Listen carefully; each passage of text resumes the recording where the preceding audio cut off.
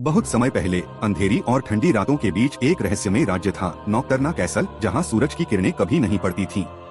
वहां रहती थी एक अनोखी बिल्ली राजकुमारी लूना, जिसकी आंखें लाल माणिक की तरह चमकती थीं और जिसकी चाल में इंसानी नजाकत थी।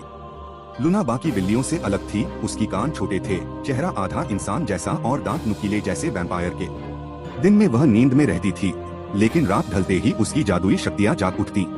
लूना के राज्य में एक श्राप था, सूरज की रोशनी उसे और उसके परिवार को राख बना देती थी। इसीलिए पूरा राज्य चांदनी में ही जीता था।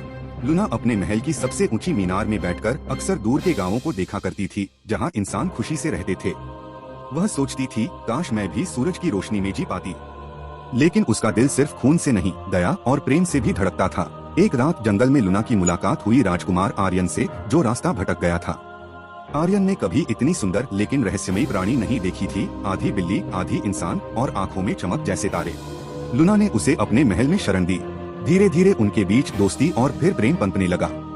लेकिन आर्यन को यह नहीं पता था कि लूना एक वैम्पायर बिल्ली राजकुमारी है। जब आर्यन को सच्चाई का पता चला तो उसने डरने के बजाय कहा, अगर तुम्हें अंधेरा प्रिय है तो मैं चाँद बन जाऊंगा जो हमेशा तुम्हारे साथ रहेगा।